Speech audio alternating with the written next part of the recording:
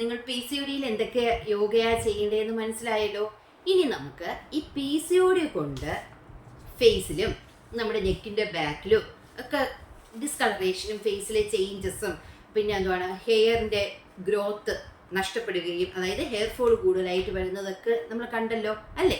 അപ്പോൾ ഇത് ഞാൻ വേറൊരു കാര്യം പറയുകയാണ്. ഹെയർ ഫോള് എക്സസീവായിട്ട് വരുന്നെങ്കിൽ കൃത്യമായിട്ടും TFT തൈറോയ്ഡ് ഫംഗ്ഷൻ ടെസ്റ്റ് കൃത്യമായിട്ട് നോക്കണം. നോക്കി അനലൈസ് ചെയ്തിട്ട് അഥവാ തൈറോയ്ഡ് ഫംഗ്ഷനിൽ എന്തെങ്കിലും വേരിയേഷൻ ഉണ്ടെങ്കിൽ അതനുസരിച്ചുള്ള മെഡിസിൻസ് കഴിച്ചുകൊണ്ട് വേണം നമുക്ക് ഇത് ചെയ്തു പോവേണ്ടത്. ഓക്കെ, അപ്പോൾ അത് നമ്മൾ ഉള്ളിൽ മെഡിസിൻ കഴിക്കുന്നു, യോഗ ചെയ്യുന്നു. അടുത്തെന്താണ് ഈ കളറേഷനൊക്കെ മാറ്റാൻ വേണ്ടിയിട്ട് നമുക്ക് ചെയ്യുന്നത്.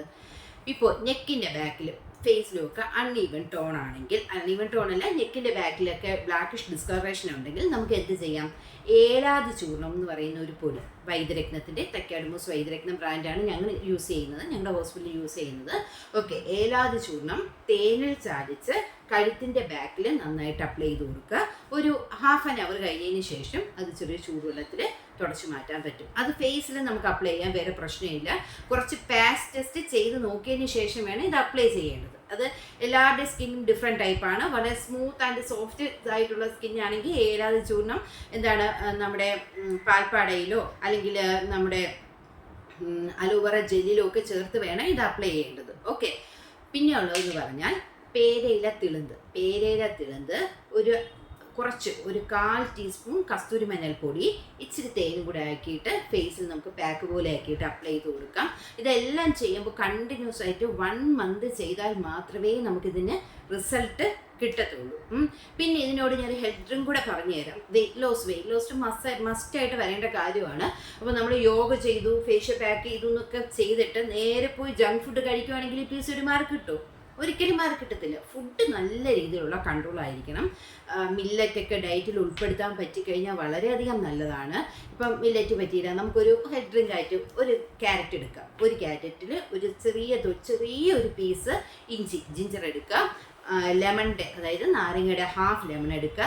ഇതിലേക്ക് നന്നായിട്ട് പിഴിഞ്ഞിട്ട് ഇച്ചിരി തേനും കൂടെ ചേർത്ത് ജ്യൂസ് ആക്കിയിട്ട് അത് ഒരു 2 ഡേയ്സ് കൂടുന്തോറും നമുക്ക് ഈ ജ്യൂസ് കുടിച്ചാൽ വളരെയധികം നല്ലതാണ്. പിന്നെ കുക്കുംബർ ജ്യൂസ് എംപ്റ്റി സ്റ്റൊമക്കിൽ കുടിച്ചു കഴിഞ്ഞാൽ PCODന് നല്ലതാണ് കേട്ടോ. വെള്ളം ഒത്തിരി കുടിക്കുക, ലീഫി വെജിറ്റബിൾസ് കഴിക്കുക. പിന്നെ അല്ലാണ്ടുള്ള രീതിയിൽ ഞാൻ ഈ പറഞ്ഞ പാക്സ് എല്ലാം യൂസ് ചെയ്ത് നോക്കുക.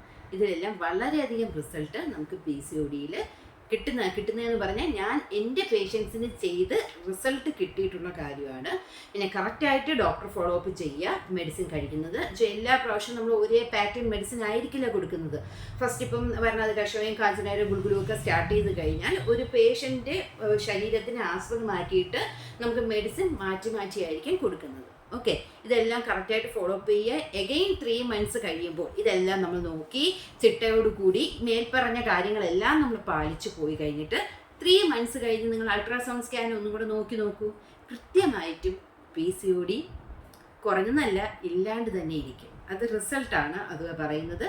എല്ലാവർക്കും ഈ ചാനൽ ഇഷ്ടപ്പെട്ടെങ്കിൽ സബ്സ്ക്രൈബ് ചെയ്യുക. Okay, thank you.